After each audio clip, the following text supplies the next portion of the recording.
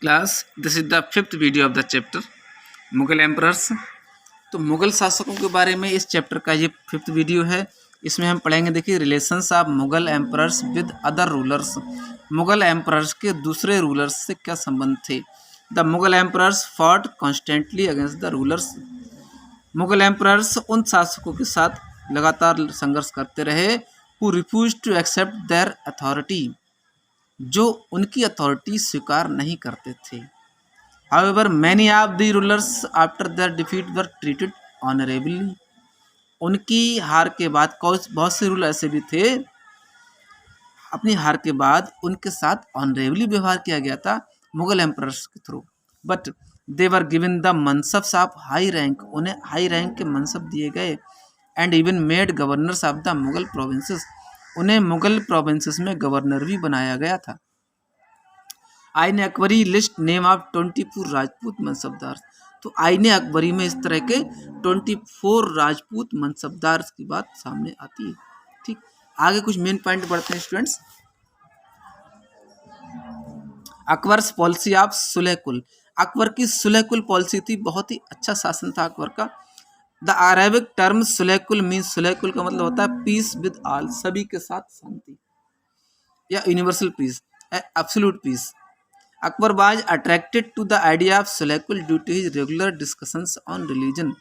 तो लगातार धर्म के बारे में डिस्कशन करते करते अकबर एक सुलह-कुल के आइडिया से अट्रैक्टेड हुए। With the ulema Brahmans Jesus Christ and Zoroastrians in the Ibadat Khana eight Fatehpur Sikri. तो फतेहपुर सीकरी में इबादत खाना में ये उलेमा ब्राह्मण और सभी धर्मों के लोगों के साथ धार्मिक डिस्कशन हुआ करता था। He realized that emphasis on rituals and dogma by many religious scholars created divisions and disharmony among the subjects who followed different religions. तो उन्होंने क्या देखा कि रिचुअल्स होता है धार्मिक संस्कार, बहुत से धर्म में स्कॉलर्स धार्मिक संस्कार करते हैं अलग अलग तरह के, तो इससे हमारे समाज में एक धर्म के प्रति क्या है, डिफरेंट विश्वास जागृत हो गए हैं। He considered such scholars religious bigots. इन्होंने ऐसे विद्वानों को क्या कहा है, धार्मिक बिगोट्स कहा था, धार्मिक पाखंड कहा था एक तरह से।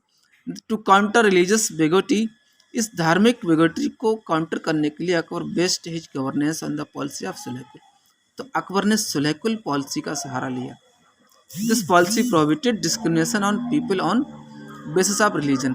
तो ये पॉलिसी धर्म के बेस पर लोगों के भेदभाव को पूरी तरह से रोकती है। इट प्रोमोटेड टॉलरेंस, इससे टॉलरेंस यानी कि क्या होता है, सहनशीलता, पीस शांति, हार्मनी, एक सामंजस्य लोगों में सहम होता था। तो सभी धर्म के लोगों को मिलाने का काम एक सुलह-कुल के थ्रू अकबर ने किया। Growing inequality and declining power of the Mughal emperor.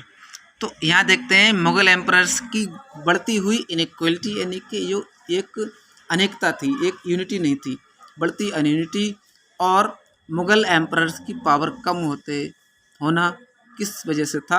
According to historians, historian के according, the peace and stability during Akbar's reign, Akbar के शासन में पीस और स्टेबिलिटी जो थी, brought prosperity to India, India को एक प्रगति की ओर ले गया। The country reach the peak of its economic growth, country अपनी इकोनॉमिक ग्रोथ की पीक पर पहुंचा था अंडर एम्परर शाहजहां। शाहजहां के समय में दो जी enjoyed the maximum share of this property, वे लोग जो प्रॉपर्टी का सबसे बड़ा शेयर एंजॉय करते थे, included the emperor, the mansabdars and traders, इनके पास ज़्यादा प्रॉपर्टी हुआ करती थी। According to the one estimate, एक एस्टिमेट के according, there were 8000 mansabdars in Shah Jahan administration. तो शाहजहां के शासन में 8000 मनसबदार थे।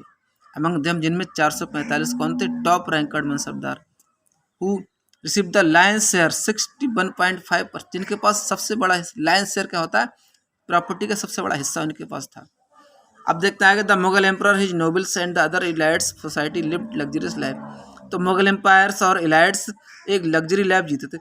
इससे हमें क्या पता चलता है, देखिए इन लाइनों से, कि सबसे अच्छे लोग होते थे, एम्परर होते थे या इलाइट्स होते, धनी परिवार के लोग, वो लग्जरियस लाइफ जी रहे थे।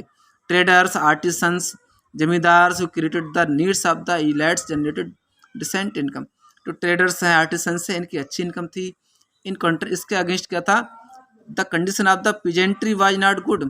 पीजेंट्री होता है फार्मर्स, फार्मर्स की कंडीशन अच्छी नहीं थी, because of high revenue demands, state के थ्रू उनसे रेवेन्यू ज़्यादा लिया जाता था। They were left with the little money to invest करने के लिए उनके पास बहुत कम पैसे होते थे। And bring enhancement in agricultural production, और एग्रीकल्चरल प्रोडक्शन में किस तरह वो इन्हेंस करते with the passage of time. तो समय के साथ साथ क्या हुआ, the Mughal nobles due to their growing wealth emerged as power centres in their areas influence. तो मुगल नोबल्स के जो सेंटर्स थे एक पावर सेंटर्स बन गए। When the authority of the Mughal emperor started declining, जब मुगल एम्परर की अथॉरिटी डिक्लाइन होने लगी, नहीं कि धीरे धीरे कम होने लगी, some of these nobles formed new dynasties in provinces such as. तो कुछ नोबल्स ने अपने इन्हीं के जो मनसबदार थे, अच्छे लोग थे, अलग अलग डायनेस्टीज बनाने लगे, अलग वंश बनाने लगे वो, जिनमें हैदराबाद, अवध ये शामिल थे। इस तरह मुगल एम्पायर का धीरे धीरे पतन होता गया।